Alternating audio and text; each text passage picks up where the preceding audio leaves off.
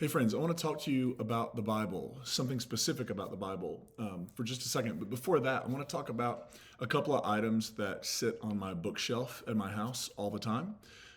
These items are things that I inherited from family members. You know how when someone you love passes away, yet they have these items that were important to them and they get passed down to us. And in some way, these items, these relics of our loved ones, make them present and help us feel connected to them. And it makes space for their memory to just exist in our lives all the time. I want to share two of those items that are on my bookshelf. The first is this lump brick of coal. This was given to my grandfather, who I called Pop, my maternal grandfather. And as you can see, this is a lump of coal that has been has some kind of lacquer or sealant put on it. But he was given this on his retirement from the coal mines. And as you can see, it's got his name, Reverend William G. Nuck King. William George was his name, but everybody called him Nuck. That was his nickname.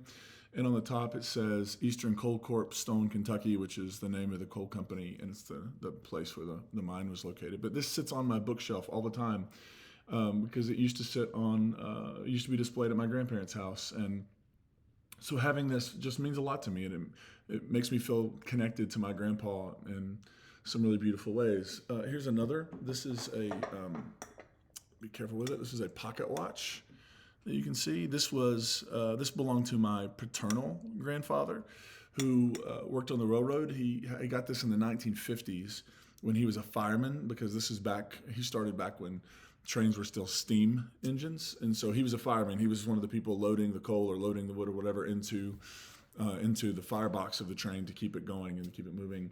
And this, he passed away a couple years ago, but he had given this to my dad, and my dad went ahead and passed it on to me. And so it sits also on my bookshelf as a reminder of my grandfather.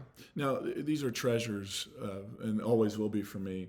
But what's interesting is when you receive something like this, when it gets passed down to you, you're not really supposed to do anything with it. You're not supposed to innovate. You're not supposed to change it. You're just supposed to receive it, hang on to it, and then continue to pass it down. I think that's how many of us have been taught to understand and to think about the Bible, right? It's this thing that we have received. It has been passed down from generation to generation, and now it's been given to us. And our job is to just sort of read it and repeat it, but not do anything else with it.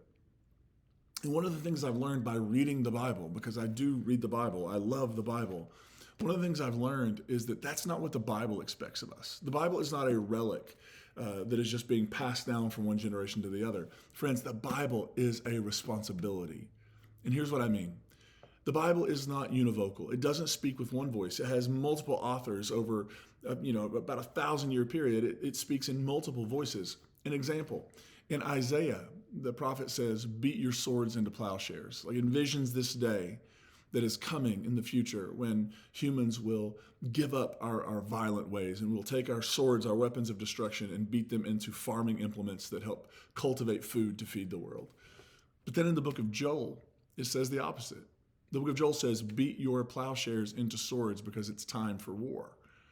Now, both of those are in the Bible. They're both written by different people, and they both express different visions for the world. You see, by claiming that we just are recipients of the Bible, that there are no actual decisions to be made or nothing for us to do with it, we essentially are abdicating our responsibility to decide about all the vision and all the words and all the commands and everything that we find in the pages of Scripture. We're being asked to make decisions about them. We're being asked to decide which way is the best way. Which vision for the world? Is the vision of nonviolence for the world better than the vision of violence for the world? We are being asked to decide that. So the Bible is not just something we receive and we hang on to and pass on. The Bible is a responsibility. How we read it, how we interpret it, how we apply it, how we engage it, all of that is a responsibility that we must take seriously.